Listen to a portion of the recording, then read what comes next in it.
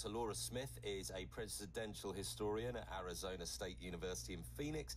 Paul Boga is the politics and government reporter at Nevada Public Radio in Reno. And Laura started off by telling me how each party is appealing to women voters. This is the interesting thing, is that it's not so much about appealing to women. The campaign has really shifted, especially the Harris campaign has shifted to appealing more to men. So we have Barack Obama, who just announced today, is going to be on a tour of various swing states, including Arizona. And the hope is he's going to, for the campaign anyway, that he will appeal to men to get them out to vote, to see it as not just a women's issue. Yeah, very good point. Actually, I noted that Obama is going to be taken to the campaign trail, and they'll be using him a lot between now and the election, won't they? I mean, what kind of appeal does he still have all these years on? Well, this is a funny thing. I mean, obviously he's still quite a young guy, so he seems to be deemed to be a rock star for the Democratic Party for the rest of his days. He'll be out campaigning, and he's really seen as almost, I don't want to say all is forgiven in terms of any disappointment that progressives may have had with his presidency, but certainly a lot has been forgiven, and a lot of progressives look back very fondly at Barack Obama and say, they think of Obamacare, they think of that sort of threat that Donald Trump took to Obamacare and could still, talking about health care, all these sorts of things. So he really has very broad appeal, and he did a very good job at getting especially African-American men out to vote. And so certainly the Harris campaign is hoping he can replicate that. I'll come back to you again in a second, Laura, but Paul, give us the situation in Nevada, if you could, because actually, again, very narrow win for the Democrats in 2020. Yeah, absolutely. And again, abortion is on the ballot here as well. But a little bit different in Nevada is that I think the economy is top of mind for a lot of folks here. Nevada has really been sluggish to recover from the pandemic. The state is really reliant on tourism, very heavily dependent on the gaming industry. So when so many people lost their jobs, when those things shut down, it really has taken a long time to get the state back up and running. You also have some of the highest childcare costs, highest grocery costs, highest energy costs. There's really just a lot of things hitting the pocketbook right now. And interesting enough, whereas you're seeing the Harris campaign shift towards trying to attract men in Arizona, you really are starting to see them talk about the economy here in Nevada. As a matter of fact, the Harris campaign is going to be here next week, having a town hall, talking to Hispanic residents in particular, talk to them about how they're feeling about the economy.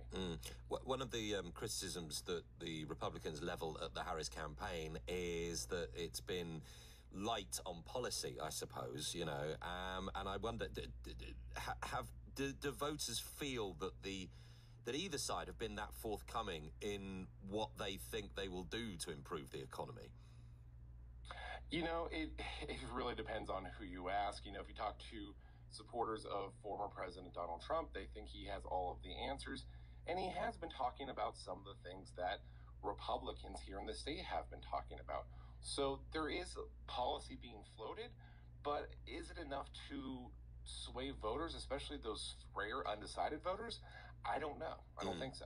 Just returning to abortion quickly, if I could, Paul, because on that issue, we had this video, didn't we, of Melania Trump promoting her forthcoming book where she expressed her support for abortion and women's individual rights, which, clearly is in many ways contrary to her husband's standpoint, or has been. How has that gone down with voters there? Nevada is a very interesting place in that even though it is widely split Republican and Democrat, there's a bit of a libertarian bent here. There's a bit of a don't tell me what to do, especially the federal government. So there's, even from the Republicans, broad support for abortion rights, at least in some form here in Nevada. Polling suggests that upwards of 2/3 of voters support some access to abortion rights. So it looks at least that part is going to pass. It's really going to be more along the lines of how many Democratic voters does it bring to the table versus Republicans. Laura, just more broadly, I was seeing President Biden gave a press conference yesterday, and he was saying in it he's confident the election will be fair, but in his words he added, I don't know if we'll be peaceful, which, we know the recent history of all of this clearly, but what are we to make of that? I mean, to be honest, that's more realistic and in keeping with, as you said, not only just recent history, but American political history more broadly. His immediate reaction to the assassination attempts on Donald Trump were very much trying to calm people down, calm the rhetoric down. We saw that shift in the Democratic rhetoric at that point as well, away from this sort of threat to democracy concept. But at the same time, what he said wasn't very true to the fact that he's talking about a country that was born of political violence. So, and has obviously been through a civil war. So I think,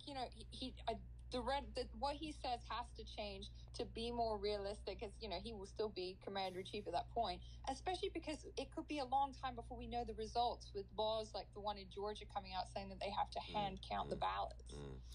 And just, I'll put this to both of you, given that both the states that you are in occupy so much attention from both sides here, I think in your state there in Arizona, Laura, Kamala Harris has been there 8 times. Yes. Donald Trump, J.D. Vance have been there lots as well. How is that generally received by people? Do they like being, having that much focus on them, or do they think, oh, here we go again?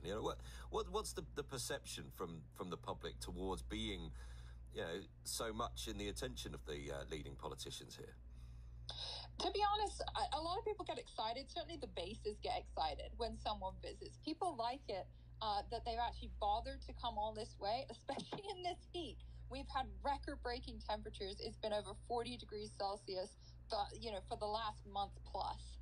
So it hasn't broken at all, and it should be autumn by now, right? So people are out knocking on doors. That there is a general enthusiasm. Of course, there's going to be that frustration of, they shut down this street. But that seems to go away. It's more like, they came all the way out to the Southwest to see us. We appreciate that. Is the sort of general sentiment. Right. And especially, obviously, Kamala Harris went to the border as well last week. Okay. I don't know, Paul. I know when we have elections here and you get politicians turning up in constituencies or whatever, the Prime Minister might appear, and quite often you get local voters saying they only ever turn up when it's an election, and I don't know if that ever translates to what you're seeing there. I think it absolutely does. Nevada is, by population, the smallest state out of all of the swing states. There's only about 3 million people that live here, most of them in Las Vegas. And so when you have these high-ranking politicians with their motorcades and shutting down the airport, it can lead to a lot of frustration for a lot of folks. And of course, the political advertising this time of year becomes rampant. You can't turn on the TV, the radio, go on YouTube, or really any sort of online function without seeing some sort of political ad. And people do get frustrated. They do get a little overwhelmed by this time of year. That said, a lot of Nevadans recognize the importance of this. They recognize the importance of the state, and they're very excited about that. They like having their voices heard. Well, that was Dr. Laura Smith. She's a presidential historian in Phoenix, and you also heard there from Paul Boger, who is a reporter at Nevada Public Radio in Reno. The election now, presidential election, just a month away.